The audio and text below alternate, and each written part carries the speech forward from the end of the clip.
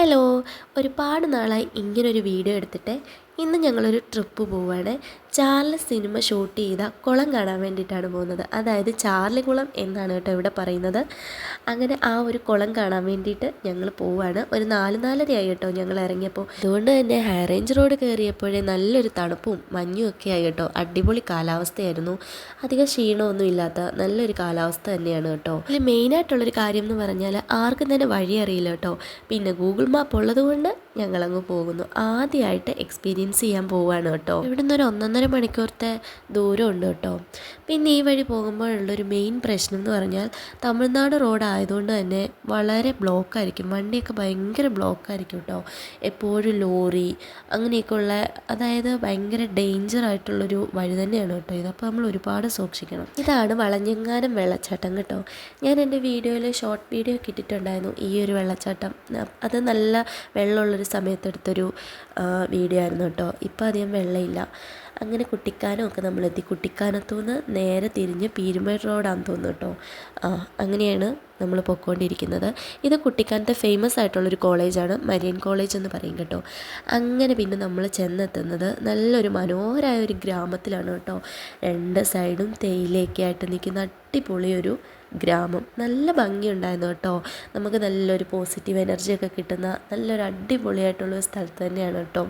എന്തായാലും വന്നത് നഷ്ടമായില്ലെന്ന് ഞങ്ങൾക്ക് മനസ്സിലായി. എന്തൊക്കെ പറഞ്ഞാലും തണുപ്പിനൊരു കുറവുമില്ല കേട്ടോ. ആ കൂടെ എനിക്ക് നല്ല ജലദോഷവും നല്ല തണുപ്പൊക്കെ ആയിരുന്നു കേട്ടോ. നല്ല തണുപ്പും മഞ്ഞും ഒരു തണുത്ത കാറ്റും.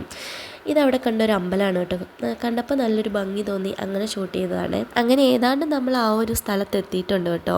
കുറച്ച് നടക്കാനുണ്ടായിരുന്നു. എത്ര നടന്നെന്ന് പറഞ്ഞാലും കുഴപ്പമില്ല. നമ്മൾ അത്രയ്ക്ക് നല്ല മനോഹരമായ ഒരു സ്ഥലമാണ് കേട്ടോ. 2 സൈഡും പച്ച പരവതാനി വിരിച്ചെന്നൊക്കെ പറഞ്ഞ് കേട്ടിട്ടില്ലേ, അതുപോലെ തേയിലത്തോട്ടം. നല്ല രസമാണ് കേട്ടോ. എത്ര നടന്നാലും ക്ഷീണമില്ല. അങ്ങോട്ട് നമുക്ക് തിരിച്ചു പോരാനേ തോന്നത്തില്ല. അങ്ങനെയായിരുന്നു കേട്ടോ. സ്വർഗം എന്നൊക്കെ പറഞ്ഞു കേട്ടിട്ടേ ഉള്ളൂ. ശരിക്കും ഇതാണ് സ്വർഗം. എങ്കിലും നമ്മുടെ സ്പോട്ടെത്തിയിട്ടില്ല കേട്ടോ. തേയിലത്തോട്ടം കണ്ടപ്പോഴേ എനിക്ക് തോന്നി ഒരു ഫോട്ടോയും വീഡിയോസും ഒക്കെ ഒന്ന് എടുക്കണമെന്ന്. അവിടെ കയറി നിന്ന് കുറച്ച് ഫോട്ടോസും വീഡിയോസും ഒക്കെ എടുത്തു കേട്ടോ.